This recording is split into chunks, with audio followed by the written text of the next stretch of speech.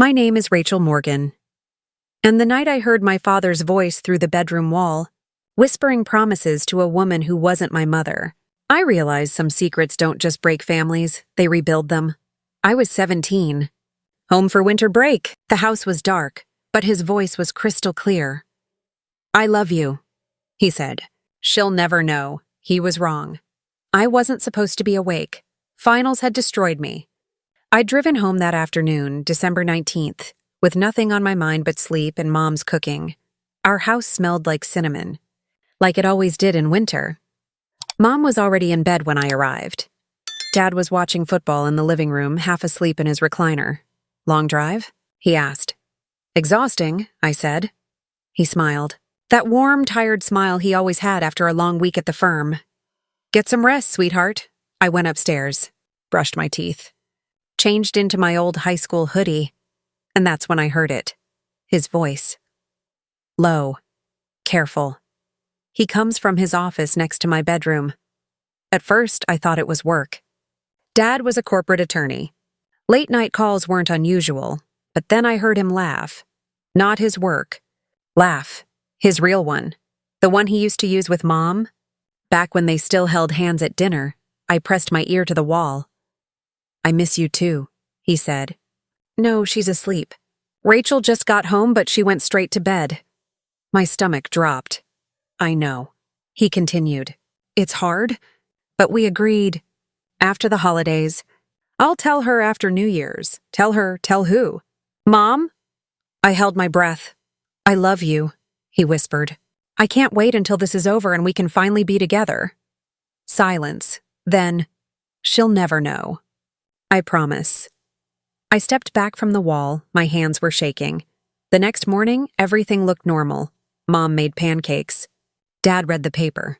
Sunlight poured through the kitchen windows like nothing had changed, but I couldn't eat. "You okay, honey?" Mom asked. She was wearing her favorite blue sweater. The one Dad bought her for their anniversary 5 years ago? "Just tired," I said. Dad looked up from his coffee. "You're not getting sick, are you?" His voice was steady, concerned, the same voice that taught me to ride a bike. That helped me move into my dorm 3 months ago. The same voice that said, "She'll never know." "I'm fine," I said, but I wasn't. I spent the next 2 days watching him, really watching, the way he checked his phone at breakfast, how he stepped outside to take certain calls. He kissed Mom on the forehead before leaving for work, like it was routine, not love. He was good. Too good. On the third night, I heard him again. Same time. Same whisper. "I can't do this much longer," he said. "It's killing me. Pretending. Pretending." That word sat in my chest like a stone, because that's what we were now, weren't we? A family pretending. I wanted to confront him. To scream. We should shake him and ask how he could do this to us. But I didn't, because part of me was terrified of what would happen if I did. Mom had given up her career for him. She'd been a graphic designer, passionate, talented. But when I was born, Dad's firm demanded more travel, more hours. "Someone needs to be home," he'd said. And Mom agreed. She always agreed. Now she spends her days volunteering at the library, hosting book clubs, baking for neighbors. She glowed when Dad came home. "How was your day?" she'd ask, like she'd been waiting all afternoon just to hear his voice. And he'd smile, that perfect, practiced smile. I couldn't let her find out the way I did, through a wall. In the dark, alone, so I made a decision, would find out who she was, the woman on the other end of those midnight calls, and I would find out what Dad meant by after the holidays, because if he was planning to destroy our family, I needed to know when and how, and whether I could stop it. On Christmas Eve, I pretended everything was fine. We decorated the tree, drank hot chocolate, watched old movies. Dad held Mom's hand on the couch. She rested her head on his shoulder. And I watched him, wondering how someone could lie so easily, how someone could sit there, surrounded by love and feel nothing. That night, after Mom went to bed, I stayed downstairs, pretended to scroll on my phone. Dad was cleaning up the kitchen. "You don't have to wait up," he said. "Santa's not coming this year." He winked. I forced a smile. "Just not tired yet." He nodded. Grabbed his phone.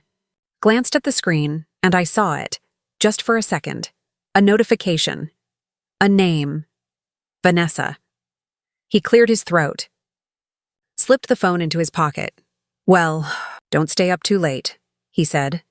Then he went upstairs. I sat there in the dark. The Christmas tree lights blinked red and green, and I whispered the name out loud. Vanessa. Christmas morning felt like a performance. We opened gifts. Mom cried over the cashmere scarf Dad bought her. He kissed her cheek and said, "Only the best for you." I watched his face, searching for cracks, but there were none. He was flawless. "Rachel, open yours," Mom said, handing me a small wrapped box. Inside was a silver bracelet. Delicate. Beautiful. "It's from both of us," Dad said. I looked at him. "Thank you." My voice sounded hollow. Mom didn't notice.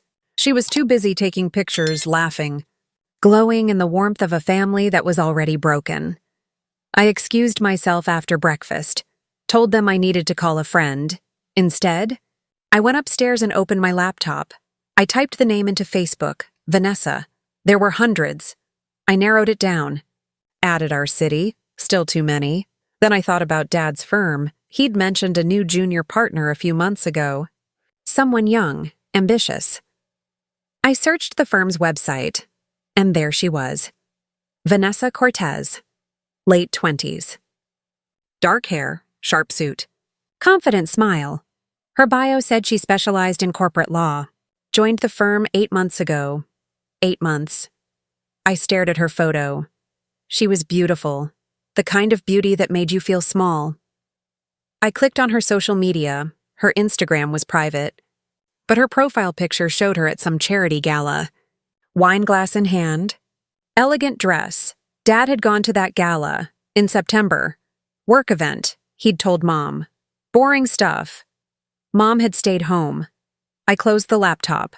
My chest felt tight. I wanted to scream. To throw something. To run downstairs and tell Mom everything. But I couldn't. Not yet. Not without proof. The day after Christmas, Dad went back to work. "Year-end filings," he said, grabbing his briefcase. "I'll be home late." Mom kissed him goodbye. "Don't work too hard," he smiled. "Never do." I waited until his car disappeared down the street. Then I grabbed my keys. "I'm going out." I told Mom. "Where?" "Just errands. I need to return something." She nodded, distracted by her book. I drove to Dad's office. The building was mostly empty. Holiday week. Skeleton crew. I parked across the street and waited. 2 hours passed. Then I saw her. Vanessa. She walked out of the building, phone pressed to her ear, laughing at something. She was even more stunning in person. She got into a white Audi and drove off. I followed. I don't know why. Maybe I needed to see where this woman lived. Where she went. What her life looked like. She stopped at a coffee shop. I parked a few spaces away and watched through the window. She ordered.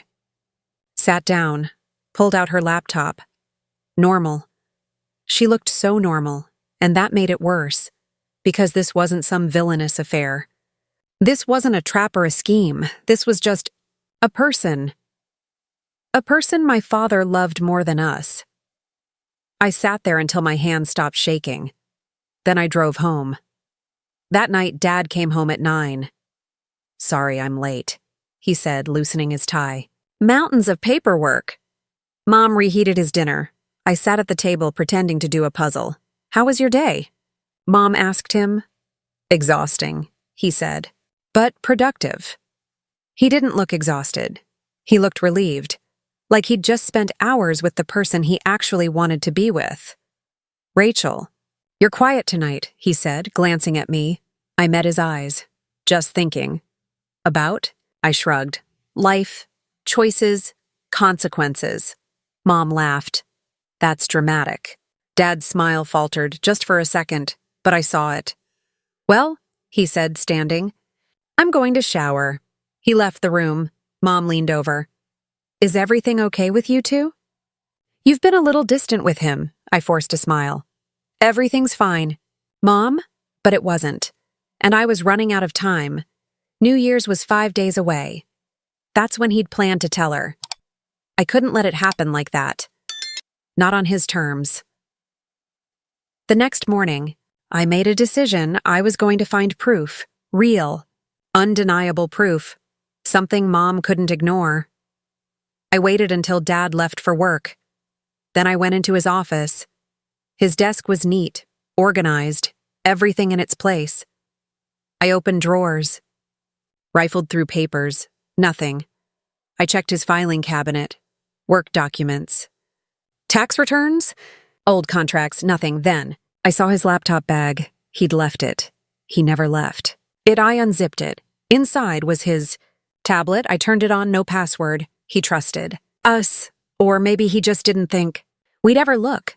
I opened his messages, and there it was. Months of conversations. I miss you.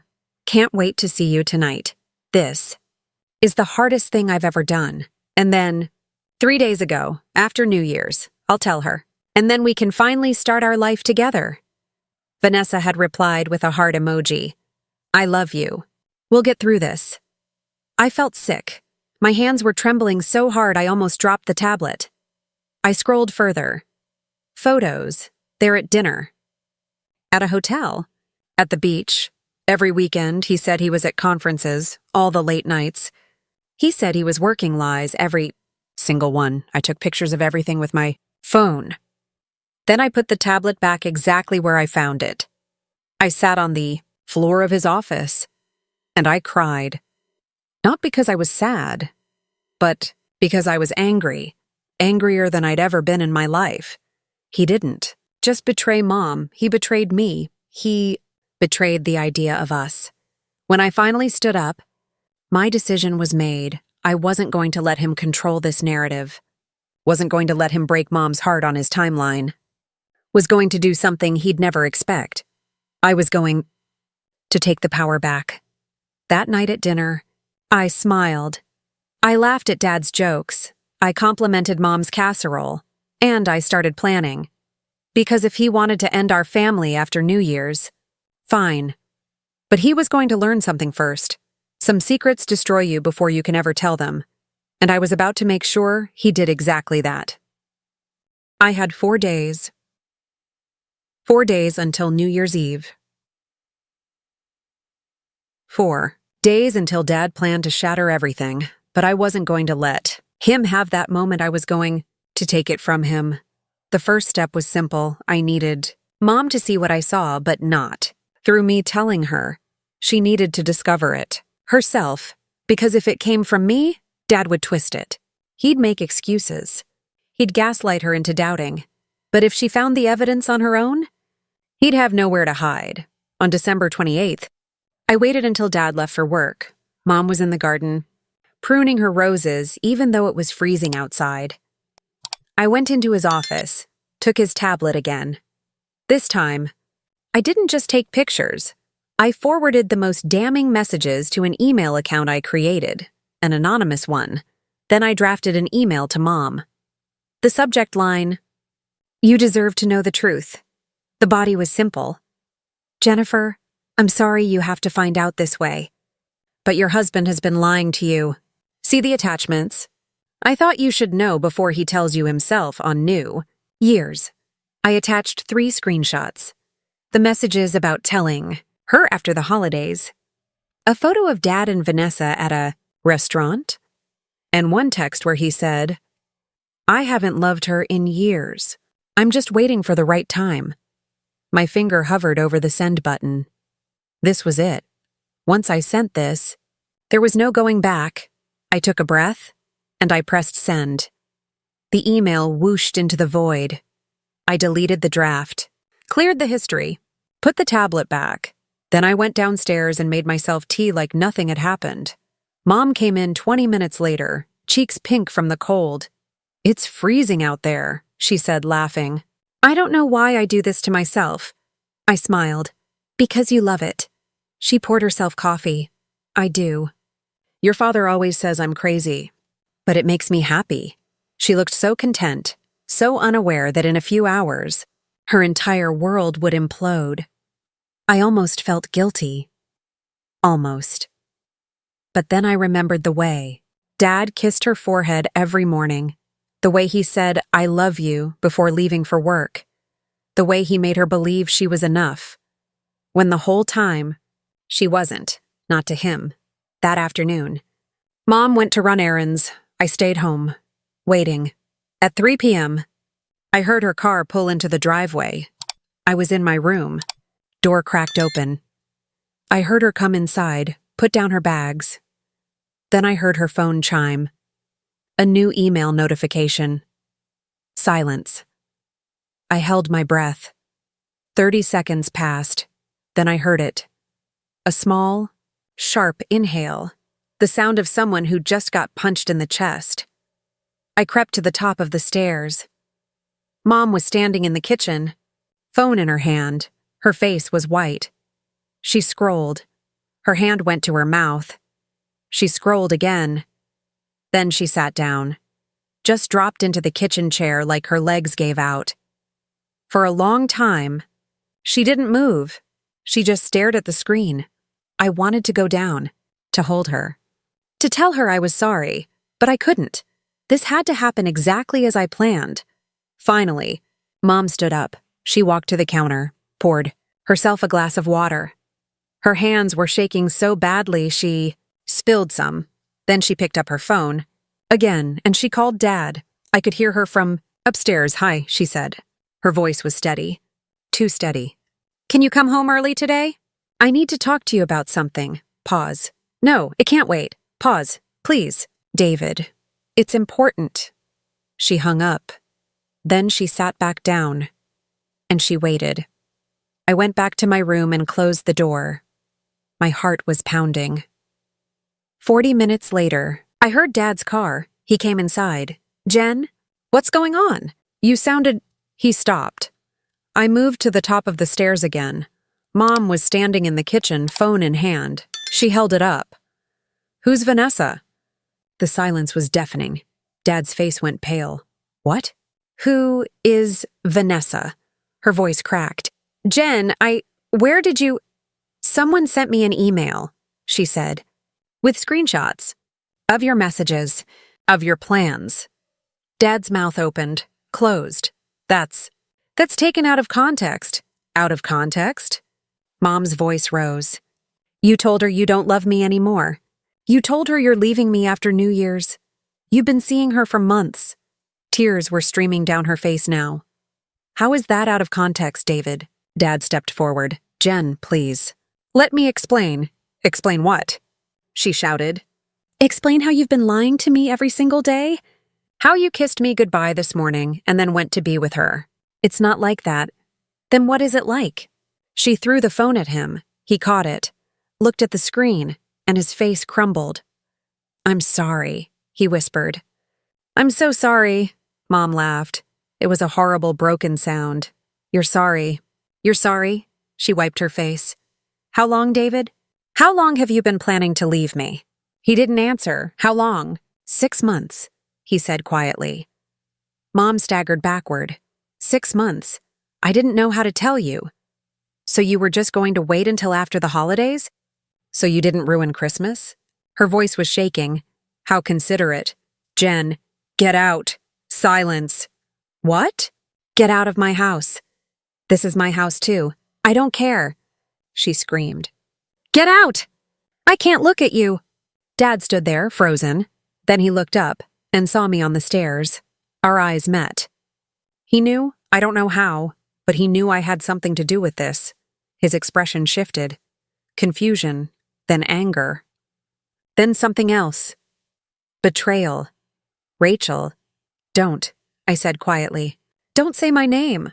Mom turned, saw me standing there. Rachel, honey. I'm sorry, Mom, I said. I'm so sorry you had to find out this way. She started crying again. Dad looked between us, and I saw the exact moment he realized he'd lost, not. Just Mom, me too. He grabbed his coat. I'll stay at a hotel tonight, he said. But we need to talk about this. All of us. Mom didn't respond. He walked to the door, paused, looked back at me one more time. You don't understand? I understand perfectly, I said. He left. The door closed behind him, and Mom collapsed. I ran down the stairs and held her while she sobbed. I gave him everything, she kept saying.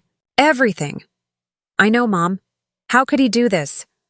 I didn't have an answer, because I didn't understand either how someone could be so selfish, so cruel. That night, Mom and I sat in the living room. She didn't ask how I knew. Maybe. She didn't want to. We just sat, together in silence. The Christmas tree lights blinked, and I realized something. This wasn't just about exposing Dad. It was about giving Mom a choice. He was going to leave her, tell her on his terms. Control the narrative. Make it seem inevitable. But now she was the one who told him to leave. She was the one with the power, and that mattered. The next morning, Mom called a lawyer. Dad tried to call. She didn't answer. He texted. She blocked him. On New Year's Eve, Mom and I stayed home. We ordered takeout. Watched movies. Didn't talk about him. At midnight, she raised her glass of sparkling cider. To new beginnings, she said. Her eyes were still red. But there was something else there, too. Strength. To new beginnings, I repeated. We clinked glasses, and I knew that whatever came next, we'd face it together. Dad never got his New Year's confession. He never got to control the ending. And somehow, that felt like the best revenge of all. 3 months later, spring arrived. The divorce was finalized in February. Mom got the house, half of everything else, and her dignity was restored. Dad moved into a downtown apartment with Vanessa. I heard through a family friend that they were happy. I didn't care. Mom started painting again. She'd stopped years ago, when she gave up her design career. But now, the dining room was covered in canvases, bright colors, bold strokes, messy and alive. I forgot how much I loved this, she told me one afternoon, wiping paint from her hands. She looked different, lighter, like she'd been carrying something heavy for years and finally put it down. You're good at it, I said. She smiled. I used to be. I think I can be again. A week later, she joined a local art collective, started selling pieces at a gallery downtown, small ones at first, then bigger commissions. She was building something, not to replace what she lost, but to reclaim what she'd given up.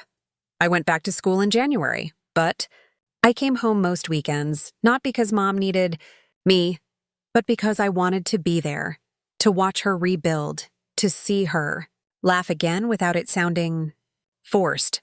Dad tried to reach out a few times. In February, he sent me a long email explaining everything, justifying everything, how he'd fallen out of love with Mom years ago, how he'd tried to make it work, how meeting Vanessa reminded him what happiness felt like. He ended it with, I hope one day you'll understand. I'm still your father. I still love you. I never responded. In March, he texted, Can we get coffee? I miss you. I deleted it. In April, he stopped trying. And honestly, I felt nothing. Not anger, not sadness, just nothing. Because the person I thought he was never really existed. The dad who taught me to ride a bike, who helped with homework, who promised to always protect me. That was a version of him he performed. But it wasn't real, and I didn't owe anything to a performance. One Saturday in late April, Mom and I were sitting on the back porch. The garden was blooming. She'd planted new flowers, bright yellows and deep purples. I never thanked you, she said quietly. I looked at her. For what? For the email. My heart stopped. Mom, she held up a hand. I know it was you, Rachel. I didn't say anything. She sipped her tea. At first, I was angry. I thought, how could she interfere? How could she go behind my back? She paused, but then I realized something. You didn't do it to hurt me. You did it to save me. Her voice cracked. If you hadn't sent that email, he would have controlled everything. The timing, the story, the narrative. I would have spent the rest of my life wondering if I could have done something differently. She turned to me. Her eyes were wet. You gave me the truth. And you gave me my power back. That's the greatest gift anyone's ever given me. I felt tears sliding down my face. I just didn't want him to hurt you. I know, baby. She hugged me, and for the first time in months, I felt like I could breathe. In May, I graduated. Mom came to the ceremony. Dad didn't. I didn't invite him. After the ceremony, Mom and I went to dinner, just the two of us. I'm so proud of you, she said, raising her glass. Not just for graduating, for everything. You too, Mom, she laughed. I didn't graduate. No, I said, but you survived. And you rebuilt. That's harder than any degree. Her eyes filled with tears, but she was smiling. When did you get so wise? I learned from you. We clinked glasses and I realized something. This wasn't the ending I'd imagined when I first heard Dad's voice through the wall. I'd thought revenge would feel satisfying, that exposing him would give me closure, but it didn't. What gave me closure was this, watching Mom become herself again, watching her laugh without hesitation, watching her create something beautiful out of something broken. That night, I stood in my childhood bedroom looking at the wall where I'd first heard Dad's secret. The wall that changed everything, and I didn't feel angry anymore. I felt free, because secrets have power, but only if you let them. Dad's secret almost destroyed us, but instead, it rebuilt us, stronger, truer, better. I heard Mom laughing downstairs. She was on the phone with someone from the gallery, talking about her next exhibition. Her voice was light, happy, unbroken. Smiled. And I thought about what Dad said in that midnight phone call. She'll never know. He was wrong. She knew. And knowing was the greatest gift I ever gave her. Because the truth didn't destroy her. It set her free. That summer, Mom sold her first major piece, a massive canvas. Bold reds and golds. Chaotic and gorgeous. She called it Rebirth. It sold for $6,000. She cried when she got the check. Not because of the money, but because someone saw her, really. Saw her, and valued what she created. I forgot I could do this, she told me. I forgot I was more than just a wife. A mother. You were always more, Mom, she nodded. I know that now.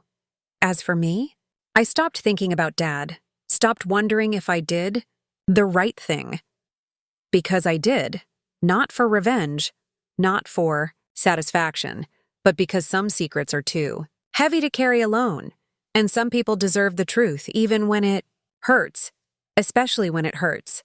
My name is Rachel Morgan, and the night I heard my father's voice through the bedroom wall, I learned something important. Love isn't about holding on. It's about knowing when to let go. And sometimes, the bravest thing you can do is tell the truth, even when it breaks everything. Because what gets built after? That's stronger than anything that came before. Mom's gallery show opened in August. I stood beside her as people admired her work. She glowed. Not because of Dad. Not despite him. But because of herself. And that was the real ending. Not revenge. Not justice. Just freedom.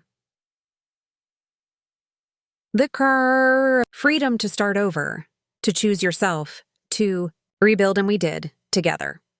If this story resonated with you, don't forget to like, subscribe, and hit that notification bell. Share your own story in the comments below. And remember, sometimes the truth is the only way forward.